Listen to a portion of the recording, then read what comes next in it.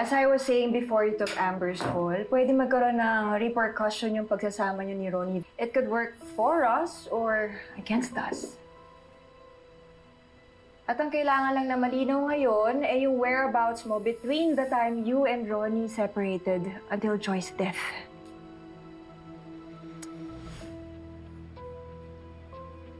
Alison, sinabi ko na sa'yo.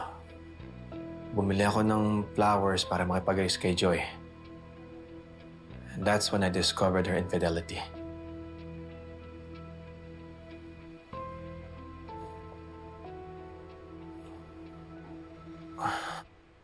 Kaya, I drove off. Pumunta ako sa malapit sa port. Naglasing ako. Doon na rin ako nag-check-in na nakatulog.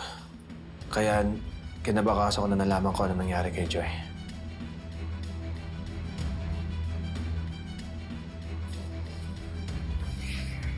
Well, enough of this talk.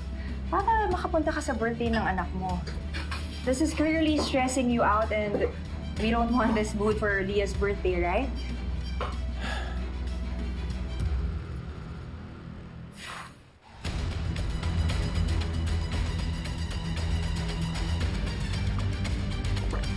Tama. Nakakaya sana ako. Birthday niya, late ako. Attorney, I'll leave you.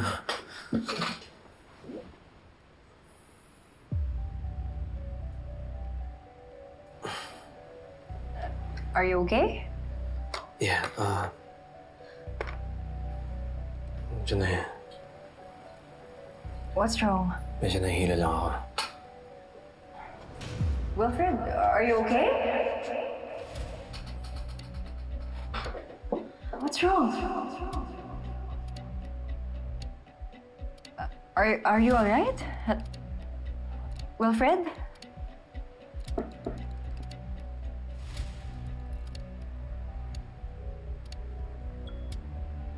It's done. Good job, Allison.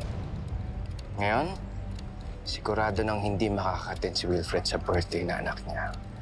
It means, minus points kay Wilfred. Ngayon, hindi lang sasama ang loob ni Carol, kundi pati ang anak niya.